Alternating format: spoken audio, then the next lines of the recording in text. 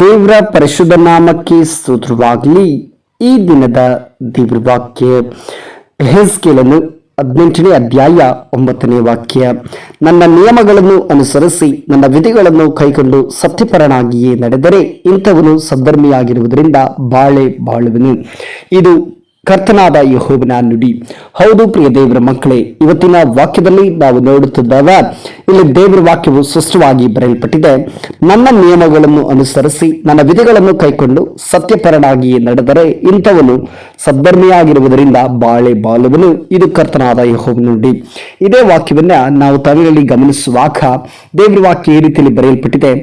என் கட்டளைகளின்படி நடந்து என் நியாயங்களை கைக்கொண்டு உண்மையா இருப்பானேயாகில் அவன் நீதிமான், அவன் பிழைக்கவே பிழைப்பான் என்று கர்த்தராகி ஆண்டவர் சொல்லுகிறார். ಅಂದ್ರೆ ಪ್ರಿಯ ದೇವ ಮಕ್ಕಳೇ, ಆತನ ಒಂದು ಸತ್ಯದ ಪರವಾಗಿ ನಾವು ನಿಲ್ಲೋದಕ್ಕೋಸ್ಕರ ದೇವ್ರ ವಾಕ್ಯದಲ್ಲಿ ನಾವು ನೋಡ್ತಾ ಇದ್ದಾವೆ.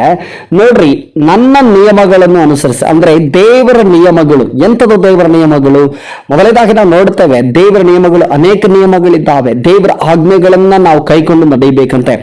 ದೇವ್ರ ಮಕ್ಕಳೇ, ದೇವ್ರ ವಾಕ್ಯದಲ್ಲಿ ನಾವು ನೋಡ್ತೇವೆ ಆತನ ಆಜ್ಞೆಗಳು ಅನೇಕ ಆಜ್ಞೆಗಳಿದ್ದಾವೆ. ವಿಶೇಷವಾಗಿ ಒಂದೆರಡು ಆಜ್ಞೆಗಳನ್ನ ನಾನು ನಿಮ್ಮೊಟ್ಟಿಗೆ ಹಂಚಿಕೊಳ್ಳುತ್ತೇನೆ. ಮೊದಲನೇದಾಗಿ ನಾವು ನೋಡ್ತೇವೆ, ನನ್ನಂತೆ ನೆರೆಯವರನ್ನ ನಾವು ಪ್ರೀತಿಸಬೇಕು. ನಿನ್ನಂತೆ ನಿನ್ನ ನೆರೆಯವರನ್ನ ಪ್ರೀತಿಸು ಎಂಬುದಾಗಿ. ಪ್ರಿಯ ದೇವರ ಮಕ್ಕಳೇ, ನಮ್ಮಂತೆ ನೆರೆಯವರನ್ನ ಪ್ರೀತಿಸಬೇಕು. ಎರಡನೇದಾಗಿ ಮತ್ತೆ ನಿನ್ನ ದೇವರಾದ ಕರ್ತನನ್ನ ಪೂರ್ಣ ಹೃದಯದಿಂದಲೂ, ಪೂರ್ಣ ಮನಸ್ಸಿನಿಂದಲೂ, ಪೂರ್ಣ ಶಕ್ತಿಯಿಂದಲೂ ಆರಾಧಿಸಬೇಕು. ಪೂರ್ಣ ಶಕ್ತಿಯಿಂದ ಏನ್ ಮಾಡ್ಬೇಕಂತೆ? ಆರಾಧಿಸಬೇಕು. ಇಂಥ ಎರಡು ಒಂದು ಆಜ್ಞೆಗಳನ್ನ ನಾವು ಹೊಸ ಒಡಂಬಡಿಕೆಯಲ್ಲಿ ನೋಡುತ್ತೇವೆ. ಅದು ಮಾತ್ರವಲ್ಲದೆ 10 ಆಜ್ಞೆಗಳನ್ನ ನಾವೆಲ್ಲಿ ನೋಡ್ತೇವೆ? ಹಳೆ ಒಡಂಬಡಿಕೆಯಲ್ಲಿ ನೋಡ್ತೇವೆ. ಈ ಆಜ್ಞೆಗಳನ್ನ ಸರಿಯಾಗಿ ನಾವು ನಡಿಬೇಕು. ಯಾಕಂದ್ರೆ ದೇವ್ರ ವಾಕ್ಯದಲ್ಲಿ ನಾವು ನೋಡ್ತೇವೆ, ನನ್ನ ನಿಯಮಗಳನ್ನ ಅನುಸರಿಸಿ ನನ್ನ ವಿಧಿಗಳನ್ನು ಕೈಗೊಂಡು ಸತ್ಯಪರನಾಗಿ ನಡೆದರೆ ಇಂಥವನು ಸದ್ಧರ್ಮಿಯಾಗಿರುವನು. ದೇವರ ಆಜ್ಞೆಗಳನ್ನ ಅನುಸರಿಸಿ ದೇವರ ಒಂದು ವಾಕ್ಯವನ್ನ ನಾವು ಸರಿಯಾಗಿ ಅನುಸರಿಸಬೇಕು. ದೇವರ ವಾಕ್ಯ ಹೇಳ್ತದೆ, ನಾನು ಪರಿಶುದ್ಧನಾಗಿರುವುದರಿಂದ ನೀವು ಪರಿಶುದ್ಧರಾಗಿರ್ರಿ. ಪ್ರಿಯರೇ, ದೇವರು ಪರಿಶುದ್ಧನಾಗಿದ್ದಾನೆ, ಆದ್ರಿಂದ ನಾವು ಕೂಡ ಪರಿಶುದ್ಧರಾಗಿರಬೇಕು. ದೇವರು ಸತ್ಯದೇವರಾಗಿದ್ದಾರೆ, ಆದ್ರಿಂದ ನಾವು ಸತ್ಯಕ್ಕೆ ತಕ್ಕ ಹಾಗೆ ನಡಿಬೇಕು. ಯಾಕೆಂದ್ರೆ ಸತ್ಯ ಇಲ್ಲದ ಜಾಗದಲ್ಲಿ ದೇವರು ಇರೋದಿಲ್ಲ. ಎಲ್ಲಿ ಸತ್ಯ ಇಲ್ಲವೋ ಅಲ್ಲಿ ಸತ್ಯ ದೇವರು ಇರೋದಿಲ್ಲ ಪ್ರಿಯರೇ. ಆದ್ರಿಂದ ನಮ್ಮ ಜೀವಿತದಲ್ಲಿ ಯಾವಾಗಲೂ ಸತ್ಯ ಇರಬೇಕು. ಯಾವುದೇ ಕಾರಣಕ್ಕೂ ಸುಳ್ಳು ಹೇಳಬಾರದು. ಯಾವುದೇ ಒಂದು ಸಮಯದಲ್ಲಿ ಕೂಡ ನಾವು ಸುಳ್ಳನ್ನ ಮಾತನಾಡಬಾರದು. ಯಾಕೆಂದ್ರೆ ದೇವ್ರ ವಾಕ್ಯದಲ್ಲಿ ನಾವು ನೋಡ್ತೇವೆ, ನನ್ನ ನಿಯಮಗಳನ್ನು ಅನುಸರಿಸಿ ನನ್ನ ವಿಧಿಗಳನ್ನು ಕೈಕೊಂಡು ಸತ್ಯಪರನಾಗಿಯೇ ನಡೆದರೆ, ಅಂದ್ರೆ ಸತ್ಯಕ್ಕೆ ಸರಿಯಾಗಿ ನಾವು ನಡೆದರೆ ಇಂಥವನು ಸದ್ಧರ್ಮಿಯಾಗಿರುವನು. ಅಂದರೆ ಅಂಥವನು ನೀತಿವಂತನಾಗಿರ್ತಾನೆ. ನೋಡ್ರಿ, ದೇವ್ರ ವಾಕ್ಯದಲ್ಲಿ ನೋಡ್ತೇವೆ, ಸದ್ಧರ್ಮಿ ಅಂದ್ರೆ ಆತನು ನೀತಿವಂತನು, ಆತನು ಪರಿಶುದ್ಧನು ಎಂಬುದಾಗಿ ನಾವು ಗಮನಿಸಬಹುದು. ಆತನು ಬಾಳುವನು.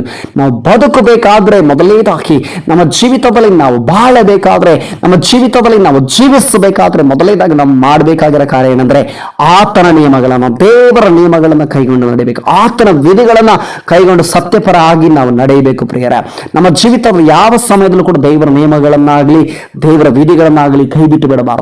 ಎಂಥ ಪರಿಸ್ಥಿತಿಗಳು ಬರಬಹುದು, ಯಾವುದೇ ರೀತಿಯ ಸ್ಥಿತಿಗತಿಗಳು ಬರಬಹುದು, ಅವಮಾನಗಳು, ನಿಂದೆಗಳು, ಅನೇಕ ರೀತಿಯ ಪರಿಸ್ಥಿತಿಗಳು ನಿಮ್ಮ ಜೀವಿತದಲ್ಲಿ ಬರಬಹುದು. ಆದರೆ ಸತ್ಯವನ್ನ ಬಿಟ್ಟು ಯಾವುದೇ ಕಾರಣಕ್ಕೂ ಬಿಟ್ಟು ಹೋಗಬಾರದು. ಸತ್ಯ ದೇವರನ್ನ ಆರಾಧಿಸುವುದನ್ನ ಬಿಟ್ಟು ಯಾವುದೇ ಕಾರಣಕ್ಕೂ ಹಿಂಸರಿದು ಹೋಗಬಾರದು. ಅಂತ ಮನುಷ್ಯನು ಬಾಳುವನು. ಇದು ಕರ್ತನಾದ ಯೆಹೋವನ ನುಡಿ. ಇದು ನನ್ನ ನುಡಿಯಲ್ಲ ಪ್ರಿಯರೇ, ಜೀವನ್ ಸಾಮೇಲ್ ಅವರ ನುಡಿಯಲ್ಲ, ಅಥವಾ ಯಾವುದೋ ಒಬ್ಬ ದೇವ ಸೇವಕರು ನುಡಿಯಲ್ಲ, ಆದರೆ ದೇವರ ನುಡಿ ಅಂತ ಕರ್ತನಾದ ಯೆಹೋವನ ನುಡಿ. ನೋಡ್ರಿ, ದೇವರ ಆತ್ಮನ ಹೇಳ್ತಿದ್ದಾನೆ, ಇದು ಕರ್ತನಾದ ಯೆಹೋವನ ನುಡಿ. ಯಾರು ದೇವರ ವಾಕ್ಯವನ್ನು ಸರಿಯಾಗಿ ಗಮನಿಸಿ ದೇವರ ವಾಕ್ಯದ ಪ್ರಕಾರ ಜೀವಿಸ್ತಾರೋ, ದೇವರ ವಾಕ್ಯದಂತೆ ನಡೆದುಕೊಳ್ಳುತ್ತಾರೋ, ಸತ್ಯಪರನಾಗಿ ಯಾರು ನಿಲ್ತಾನೋ ಅಂಥವರೇ ಸದ್ಧರ್ಮಿಯಾಗಿರ್ಲಿಕ್ಕೆ ಸಾಧ್ಯ. ಅಂಥವನು ಮಾತ್ರವೇ ಬದುಕಲಿಕ್ಕೆ ಸಾಧ್ಯ. ಬಹುದಿನ ಆತನು ಜೀವಿಸಲಿಕ್ಕೆ ಸಾಧ್ಯ. ಆತನು ಬಹುಕಾಲ ಈ ಲೋಕದಲ್ಲಿ ಇರಲಿಕ್ಕೆ ಸಾಧ್ಯ. ಯಾಕೆಂದ್ರೆ ಇದು ಕರ್ತನಾದ ಯೆಹೋವನ ನುಡಿಯಾಗಿದೆ ಪ್ರಿಯರೇ. ಆದ್ರಿಂದ ಈ ವಾಕ್ಯದೊಟ್ಟಿಗೆ ದೇವರು ನಿಮ್ಮೆಲ್ಲರನ್ನು ಕೂಡ ಆಶೀರ್ವಾದ ಮಾಡಲಿ. ಏಸು ನಾಮದಲ್ಲಿ ಪ್ರಾರ್ಥಿಸೋಣ. ಸರ್ವಶಕ್ತನಾದ ದೇವರೇ, ಏಸು ಕ್ರಿಸ್ತನ ಅಧಿಕಾರಗಳ ನಾಮದಲ್ಲಿ ಈ ದಿನಕ್ಕಾಗಿ ಸ್ತೋತ್ರ ಸಲ್ಲಿಸ್ತೇವೆ ಸ್ವಾಮಿ. ವಾಕ್ಯವನ್ನು ಕೇಳುತ್ತಿರುವಂತ ನಿನ್ನ ಮಕ್ಕಳನ್ನು ಆಶೀರ್ವಾದ ಮಾಡ್ರಿ. ಹೌದು ದೇವರೇ, ವಾಕ್ಯದ ಮುಖ ನನ್ನ ನಿಯಮಗಳನ್ನು ಅನುಸರಿಸಿ ನನ್ನ ವಿಧಿಗಳನ್ನು ಕೈಕೊಂಡು ಸತ್ಯಪರನಾಗಿ ನಡೆದರೆ ಇಂಥವನು ಸದ್ಧರ್ಮಿ ಆಗಿರುವುದರಿಂದ ಬಾಳುವನು. ಇದು ಕರ್ತನಾದ ಯೆಹೋವನ ನುಡಿ ಎಂಬ ವಾಕ್ಯದ ಮುಖಾಂತರ ನಮ್ಮೊಟ್ಟಿಗೆ ಮಾತನಾಡಿದ ದೈವಿಕ ಕೃಪೆಗಾಗಿ ಸ್ತೋತ್ರ. ಈ ವಾಕ್ಯದ ಮುಖಾಂತರ ನಮ್ಮನ್ನು ಸಂಧಿಸಿದ್ದಕ್ಕಾಗಿ ನನಗೆ ಸ್ತೋತ್ರ ಮಹಿಮೆ ಸಲ್ಲಿಸ್ತೇವಪ್ಪ. ಈ ವಾಕ್ಯವನ್ನು ಕೇಳುತ್ತಿರೋ ಪ್ರತಿಯೊಬ್ಬರನ್ನ ಆಶೀರ್ವಾದ ಮಾಡ್ರಿ. ವಾಕ್ಯದ ಪ್ರಕಾರ ಪ್ರತಿಯೊಬ್ಬರು ಸತ್ಯಕ್ಕೆ ತಕ್ಕ ಹಾಗೆ ನಡೆದುಕೊಳ್ಳುವ ಹಾಗೆ, ಸತ್ಯವನ್ನೇ ಬೋಧಿಸುವ ಹಾಗೆ, ಸತ್ಯವನ್ನೇ ಬೋಧಿಸು ಕೇಳುವವರು ಇದ್ದರು ಇಲ್ಲದಿದ್ದರು ಸತ್ಯವನ್ನೇ ಬೋಧಿಸುವ ವಾಕ್ಯದ ಪ್ರಕಾರ ಸ್ವಾಮಿ ದೇವರ ಸತ್ಯದಲ್ಲಿ ನಿಂತುಕೊಳ್ಳಿಕ್ಕೆ ಸಹಾಯ ಮಾಡ್ರಿ. ಸತ್ಯವಾಗಿ ನಡ್ಕೊಳ್ಳಿಕ್ಕೆ ಸಹಾಯ ಮಾಡ್ರಿ ಸ್ವಾಮಿ. ಸತ್ಯದ ಆತ್ಮನ ಅವರೊಳಗಡೆ ಜೀವಿಸಲಿಕ್ಕೆ ಕರ್ತನೆ, ಸತ್ಯಕ್ಕೆ ತಕ್ಕ ಹಾಗೆ ಅವರ ಜೀವಿತವನ್ನು ಬದಲಾಯಿಸಲಿಕ್ಕೆ ಸ್ವಾಮಿ ಸಹಾಯ ಮಾಡ್ರಿ ಎಂಬುದಾಗಿ ಪ್ರಾರ್ಥಿಸ್ತಾ ಯೇಸು ಕ್ರಿಸ್ತನ ಅಧಿಕಾರವುಳ್ಳ ನಾಮದಲ್ಲಿ ಪ್ರಾರ್ಥಿಸುವ ತಂದೆಯ ದೇವರೇ, ಆಮೇನ್, ಆಮೇನ್, ಆಮೇನ್. ದೇವರು ನಿಮ್ಮನ್ನು ಆಶೀರ್ವದಿಸಲಿ.